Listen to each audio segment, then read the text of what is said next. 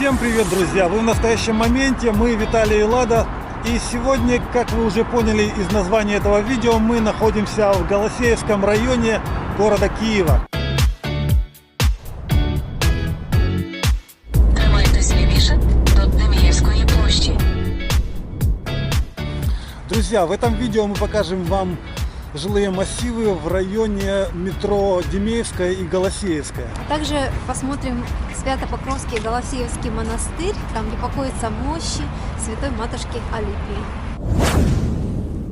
По аренде жилья этот район очень интересный. Здесь есть и частный сектор, и Сталинки, и Хрущевки, и Брежневки, и новые жилые комплексы.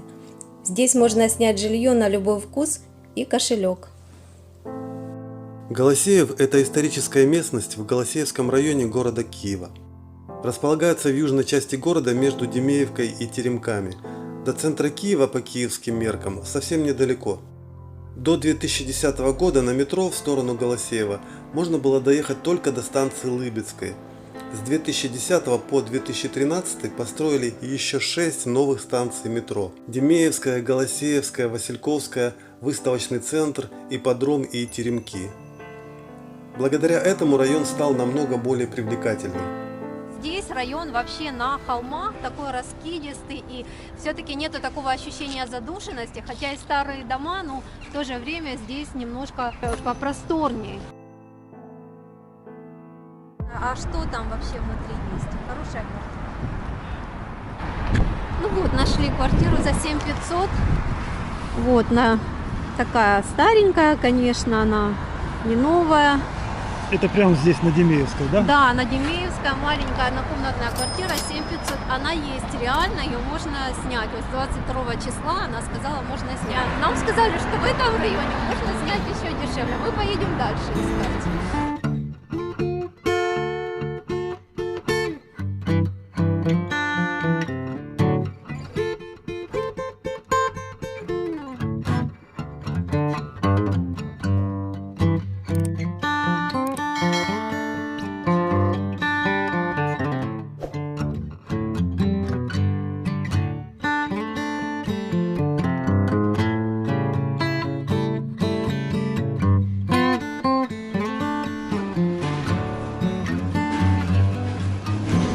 Холодно сейчас бомжевать, я скажу.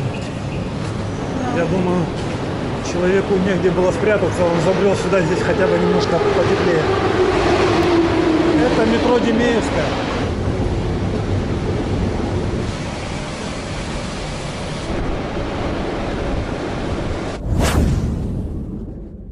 Сейчас мы на Голосеевской площади, возле метро Голосеевская.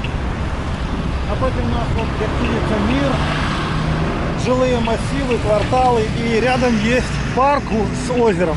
Пойдемте посмотрим, какое замечательное озеро и как здесь красиво. Какие-то кафе еще работают.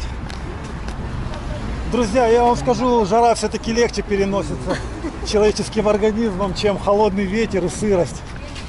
Мы не моржи, поэтому нам немножко сложно. Смотрите, какие уточки. Класс.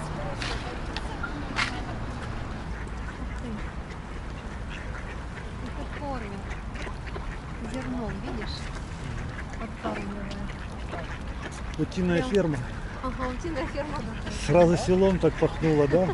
Вот эти как так. Экзотика. What's happened?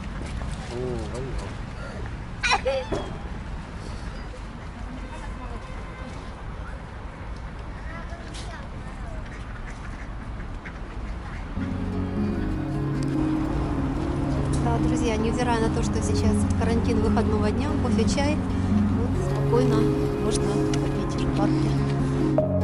Deep within, here we go, but somehow I'm caught in the middle.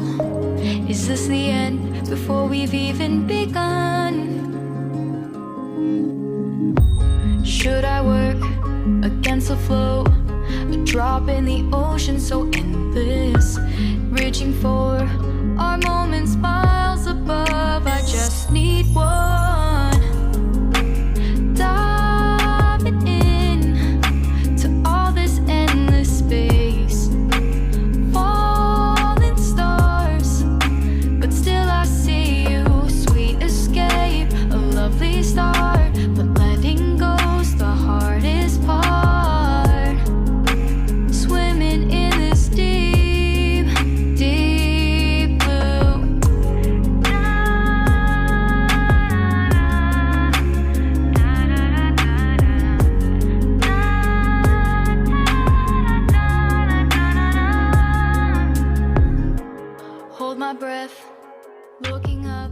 нашли самую дешевую квартиру здесь, в этом районе, за 5500. Но еще риэлтор сказал, что возможен уместен торг. То есть это, в принципе, реально существующая квартира, не то чтобы это замануха, как это бывает. 15 минут от метро, а 15 минут, ну, вы знаете, это около 2 километров, если, скажем, быстрым шагом идти. Сейчас вам покажем здесь фотографии этой квартиры и сами решайте, стоит ли снимать жилье за 5000.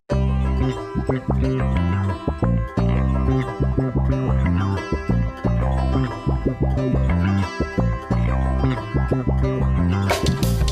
10 и 20 минут от метро будет стоить 10-11 тысяч гривен однокомнатная квартира с хорошим ремонтом в новом квартале. То есть если возле метро, допустим, Ближе 5 минут, это уже стоит 14 тысяч, 14 14 с половиной, да, с хорошим ремонтом, то есть хорошая квартира. Возле метро можно найти и дешевле квартиру, но не в новом доме, не с евро новым ремонтом, но с хорошим ремонтом. Давайте В принципе, теперь подытожим. Разброс цен по Голосеевскому району. В районе метро Демеевская и Голосеевская будет начинаться от 5500 гривен до... До скольки? 14 До с половиной, 14 до с половиной. 15, там может быть уже и до 20.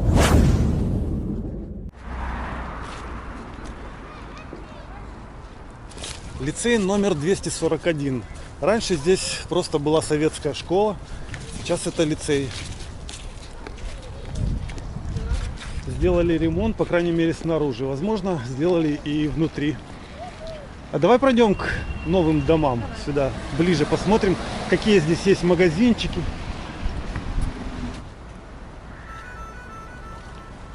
Вот такие вот магазинчики, кафе здесь, аптека, продукты. Давайте заглянем вовнутрь. Вот, по-моему, этот ЖК так и называется, Голосеевский. Насколько я помню, его уже, вот он лет 10 как построен. Симпатичные. Недалеко от Киевского ювелирного завода. Такие многоэтажные дома, да, красивые. Из кирпича, в И они принципе. за 10 лет, если ты говоришь 10 лет, они не сильно Не постарели, да? постарели, да. Ага. То есть Не все, так, как- смотри, асфальт тут хороший, да, все-таки не убитый, ну немножко. Есть какой-то большой паркинг многоэтажный вон там. Но не знаю, он работает или нет. Давай в скверик пройдем. Плиточкой выкладывают, делают такие вот дорожки, скверики, небольшие детские площадки с лавочками. Да, Садят очень уютно тут сидеть, смотри. деревья. Вот рябина, смотри, какая живописная. Береза небольшая. Сейчас попробуем пробраться с улицы Голосеевской дворами, гаражами какими-то туда, к частному сектору, на Черную гору. Улица Ковельская. Вот это вот просто классная лестница, да? Она уже сплыла от времени немножко. Ну вот, сразу начинаются дома. Не такие-то уже богатые, обычные. Здесь вообще какие-то недостроенные или разрушенные, скорее недостроенные. И заброшки всякие есть вообще. Вот этот чей-то участок, разрушенный дом там на нем. А вот мне этот замок нравится, смотри. как Дорогие машины здесь стоят. Тем не менее, улица вся в ямах. Ну, нравится этот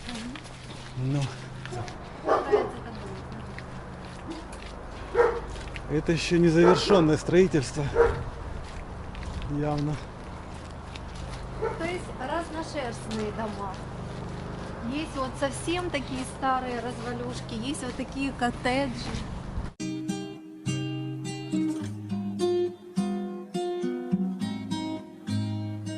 Виноград, смотрите, виноград.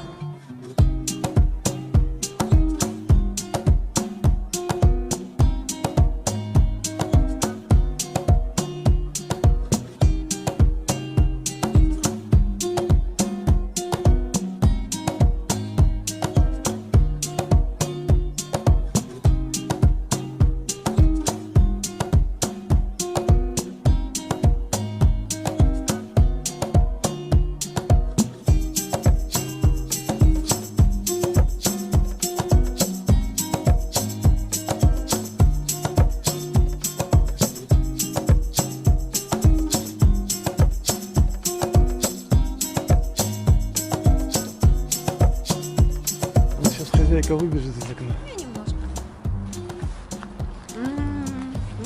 Сладкие. Да? Обалденный виноград. Видишь, здесь, наверное, даже просто люди не ходят, потому некому сорвать было до тебя. Это меня здесь не было, уже винограда не было.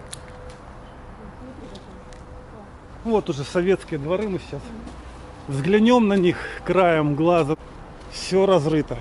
Ну, что самое интересное, что здесь вот, да, типичная советская картина, вроде все разрыто, грязно, но здесь все живописно. А не подскажете нам, это мы сейчас вышли на Черную гору? Я плохо слышу. Это уже Черная гора, называется район Вроде бы, да. Багринова гора. Багринова. А где черная? Ага. Может дальше, дальше. А что вам там надо? Просто интересуемся местностью. Ну, это саперная слободка, да? Внизу проходит. Там внизу. Внизу возле сапер- Эко, Ага. Саперно-Слободская. Это стратегическое вот будет шоссе, проспект Науки. Потом дойдете Лысогорская будет Ага. пересекать проспект Науки. Институт физики будет написано. А, ясно. И пойдете на Лысую гору. Это Спасибо. очень красивый такой район, богатый, посмотрите. Ага. Цимбалов Яр. Там вы увидите вот этот красивые дачи. Да вы Не что? дачи, это Дома, коттеджи, да? Коттеджи. Ой, уже баба спасибо большое. наговорила. Спасибо вам большое. Это был дом на проспекте Науки 18. Люди местные, которые здесь живут, называют это районом кинотеатра «Салют». Наверное, здесь когда-то в старые времена был такой кинотеатр. Сейчас я сомневаюсь, что он тут есть. Вот сам проспект Науки. Мы на него вышли.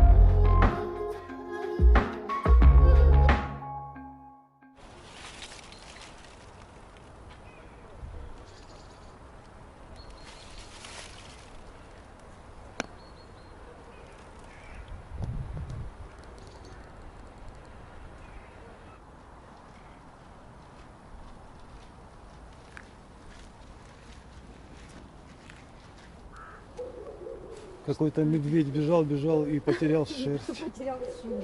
Да.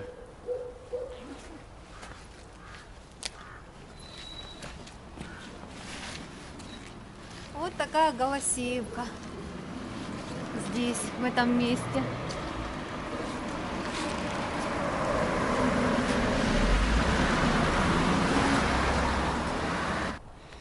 Есть даже очень живописные домики на этих улочках.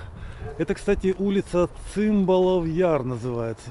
Да, я бы тут тоже жила, да, в таких домиках. Смотри, как классно. И метро недалеко, Да. в общем-то, да? Можно Ну, дойти. отсюда, я думаю, Пешком минут можно дойти, 15-20 до метро. да? Можно доехать. Вот смотри, какой. Смотри, как хорошо отсюда выглядит, да? А этот дом продается. Ага. Друзья, покупайте. Смотрите, какой красивый дом. Иногда неожиданно так выйдешь на задворки цивилизации, и тут бац, и вот такие вот дворцы. А совсем рядом вот с тем жилым комплексом, который мы вам показывали, Еще один. сиротский домик, да? Бедные люди живут на этой улице.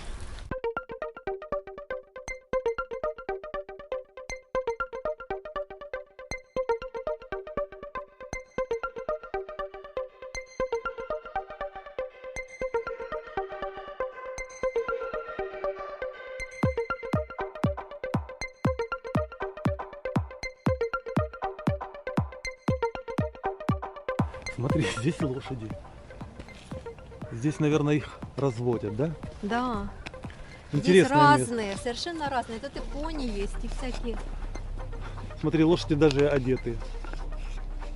Класс, видишь, какая забота о лошадях. Так, друзья, мы приехали с вами к Свято-Покровскому Голосеевскому монастырю. Видишь, он меня поддерживает. Он приветствует тебя. Да. Сам монастырь находится вон там впереди. Мы остановились немножко раньше посмотреть на этих лошадей. Здесь очень древние места. Когда была основана эта пустынь? Эта пустынь была основана в 17 веке киевским митрополитом Петром Могилой. То есть это была резиденция, летняя резиденция митрополитов Киев. Здесь было очень красиво, и Петр Могила, вот увидев такое красивое место, решил здесь создать скит Киево-Печерской лавры. Но после революции эта пустынь была разрушена. То есть здесь были разрушены все храмы, все строения, остался только небольшой домик митрополита целым. И в этом домике поселилась матушка Алипия, то есть это святая прошлого века, наша современница, юродивая схимонахиня, матушка Алипия. Чем она известна? Тем, что она была прозорливица, обладала чудотворными способностями, исцеляла людей. По-моему, Вот. она даже умножала пищу, насколько я знаю, да? Типа к ней Да. приходили, она кормила из одной кастрюльки очень большое количество Она варила людей. рисовую кашу с маслом, с яйцами. Вот сколько к ней приходили, вот она кастрюльку варила, и сколько к ней приходило людей. Она всех кормила этой кашей и говорила, что она лечит этой кашей все болезни. Люди, конечно, исцелялись.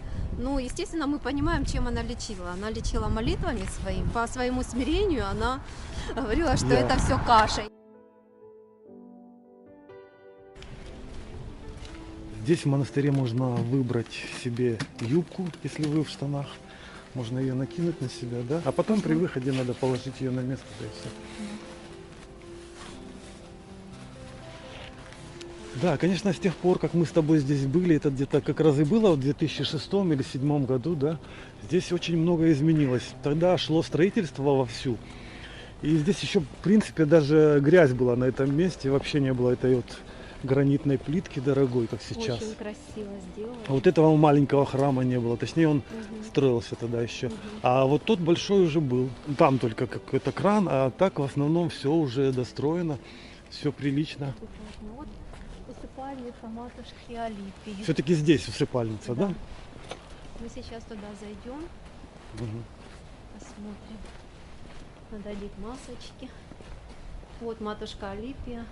Вот такая она была. Ну и здесь, в этом подвале, ее мощи хранятся.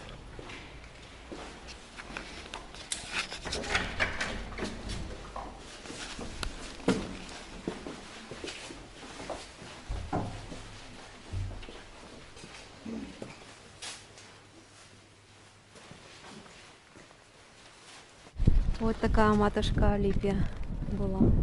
Святая старица. Мы купили иконочку ее.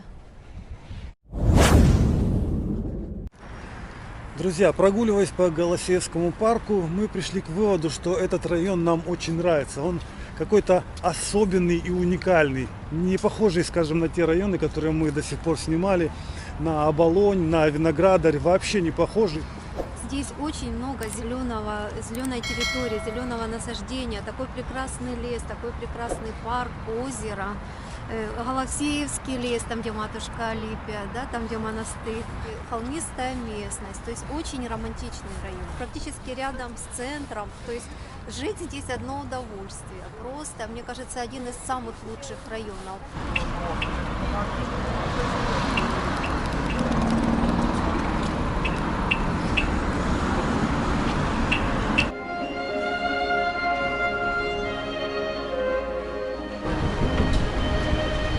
Улица Васильковская. Строятся вот такие вот новые дома здесь. И вот такие вот дороги.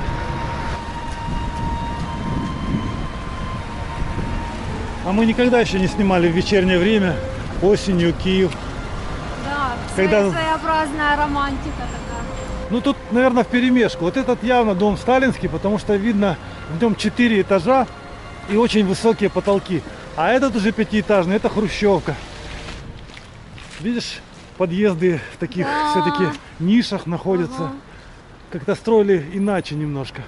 Кто-то себе арочку даже там сделал вверху. Там он есть арочные окна. Кстати, сейчас снова стали применяться всякие излишества архитектурные.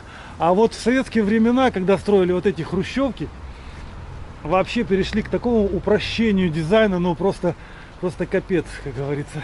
И теперь что получается? Видите, часть квартир утепленная, часть квартир остались вот просто из кирпича. И выглядит вот так вот непонятно. Ну, своеобразный уют все равно в этих двориках, да? И я думаю, жилье здесь тоже недорогое. Ну вот как обычно прорвала теплотрасса, наверное. Какие-то трубы меняют, раскопали. Ну, ты знаешь, мне кажется, все-таки в таком дворике вот и уютно жить. Вот какой-то есть здесь уют. Смотри, рядышком там куча магазинов, метро рядом, да? Ну, конечно, старые дома, старый ремонт, скорее всего, хотя, может быть, и новые такие. Но здесь, посмотри, здесь новый асфальт, Ну, да. новые лавочки, детская площадка огражденная. Это Здесь такой старый Киев, да? Вот поработали, старый. да.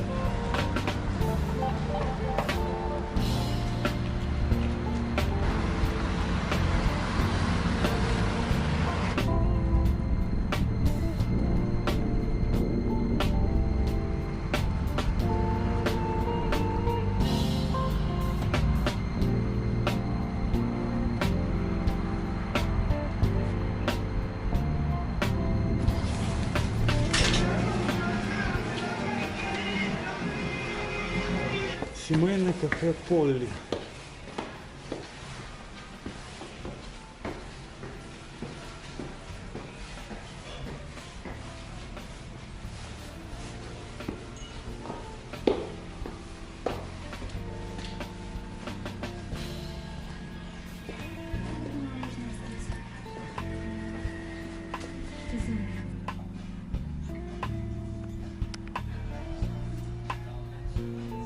Так, мы зашли перекусить в семейное кафе Полли.